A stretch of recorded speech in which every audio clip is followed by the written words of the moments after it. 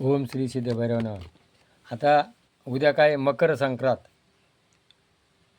सूर्य मकर राशीतून सिंह राशीत प्रवेश करणार आहे. दक्षिण दिशेकडून आणि उत्तर दिशेकडे प्रयाण करणार आहे. दक्षिण दिशा ही अपवित्र मानली गेली. या महिन्यामध्ये शुभ काम होत नाही, पण ज्या वेळेला इकडं सरकत चालेल त्यावेळेला शुभ कामं होतील. मग सूर्य काय करतो? काहीतरी शुभ काम करतो. म्हणून ह्या दिवशी काय करतात? पतंग उडवतात, शर्यती लावतात. म्हणून 3.5 मुहूर्तापैकी एक मुहूर्त मानले गेलेले आहे.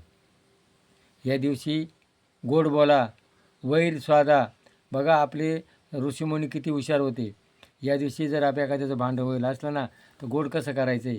तिळगुळ घ्या, गोड बोला. आणि गुढी हे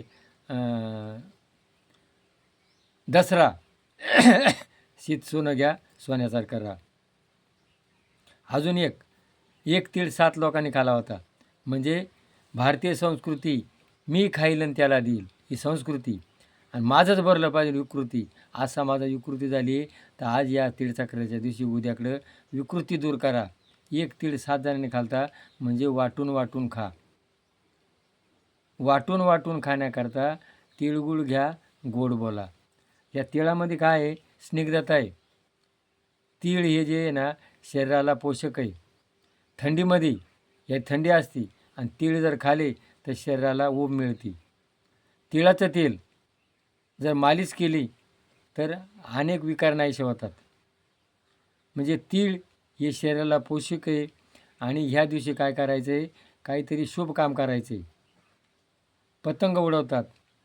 पतंगा रे पतंगा, जरासा तू थांबना, माझी आई देवा घरी, निरोप तिला सांगना.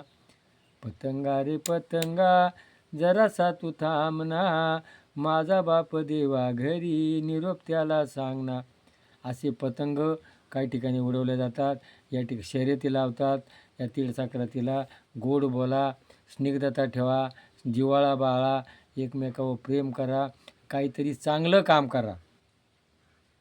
या दिवशी जसं सूर्य सिंह राशीत प्रवेश करतो, चांगलं करतो, तसं जीवनामध्ये चांगलं करायची प्रवृत्ती या तीळ संक्रांतीला करतात.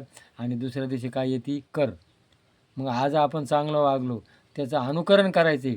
मन तीळ संक्रांतीच्या दुसऱ्या दिवशी करीच्या दिवशी भांडणं करू नका, झगडे करू नका, वाईट वागू नका, असे आपले संस्कृतीमध्ये दिलेले. तर आपले जे उत्सव आहेत हे काहीतरी देण्याकरता येतात. म्हणून हा तीळ संक्रांत हा उत्सव कशा करता द्या? क्रांती करा, स्निग्धता ठेवा आणि गोड बोला आणि वाटून वाटून खा. आज आपण वाटून खायला तयार नाही. फक्त माझं भरलं पाहिजे. माझ्या बँकेत किती बॅलन्स आहे तरी मग अजून भरलाच पाहिजे.